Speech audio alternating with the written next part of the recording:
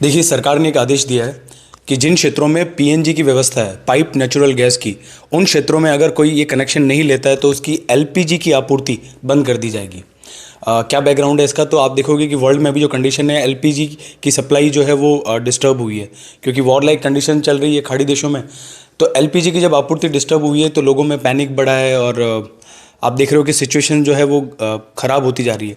तो सरकार ने कहा है कि पीएनजी जो पाइप नेचुरल गैस है, उसकी सप्लाई उसके लिए हम आयात पे इतना निर्भर नहीं है, तो फिर वो बढ़ाई जाए। प्लस अगर जिन क्षेत्रों में पीएनजी पहुंच गई है, लोग एलपीजी लेना बंद करेंगे, तो ये एलपीजी जो गांव का एक बहुत बड़ा एरिया है, जो ग्रामीणों तक नहीं पहुंच पा रही, उनको हम उपलब्ध करवा पाएंगे। भारत सरकार ने एक और आदेश पारित किया है। जितने नए आपराधिक कानून हैं, जैसे बीएनएस है, बीएनएसएस है, बीएस है, इनके तहत अगर कोई मामला दर्ज होता है तो उनकी त्वरित निपटारे के लिए एक सख्त समय सीमा निर्धारित करी है। जैसे कि जब कोई मामला आता है तो पहले जो प्रारंभिक जांच होती है वो 14 दिन के अंदर पूरी हो जानी चाहिए। फुल जो इन्वेस्टिगेशन है वो 90 दिन के अंदर पूरी हो जानी चाहिए। फिर जैसे ही कोर्ट से सुनवाई पूरी होती है तो 45 डेज़ के अंदर उसका रिजल्ट आ जाना चाहिए, उसका फैसला सुनाना चाहिए। और अगर क्राइम महिलाओं से जुड़ा है तो ये सब प्रक्रिया जो है जांच की, वो 2 महीने में कंप्लीट हो जानी चाहिए। तो एक अच्छा इनिशिएटिव है। हो सकता है कि इससे आने वाले समय में जो तारीख पे तारीख वाली समस्या है वो थोड़ी कम होती जाए। CAPF 2026 central armed police force bill आया है 2026 में। देखो, इस बिल का क्या उद्देश्य है? इस बिल का ये उद्देश्य है कि जितने हमारे अर्धसैनिक बल है, BSF है, CISF है, ITPB है, SSB है, इनका जो टॉप का शीर्ष नेतृत्व है, यहाँ पे IPS अधिकारी बैठाती है सरकार, ठीक है, डेपुटेशन पे, प्रतिनियुक्ति पे। तो सरकार चाहती है कि ये ऐसा कंटिन्यू करती रहे।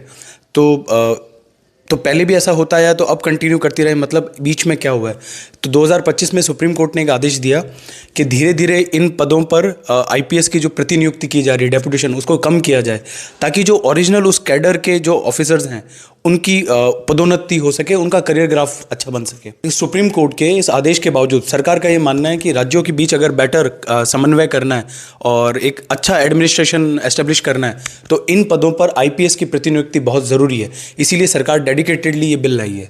देखिए, अब जो हम खबर डिस्कस करेंगे वो 100% एक पोटेंशियल क्वेश्चन है, मोस्ट इंपॉर्टेंट है।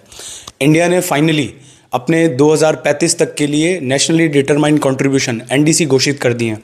देखो, पेरिस एग्रीमेंट के तहत हर देशों ने ये डिसाइड किया था, ये सब वो देश हैं जो पर्यावरण को बचाने के लिए एकजुट हैं। इन देशों ने ये डिसाइड किया कि हर देश अपने लक्ष्य को खुद निर्धारित करेगा। इसको हमने NDC नाम दिया, नेशनली डिटरमाइंड कंट्रीब्यूशन।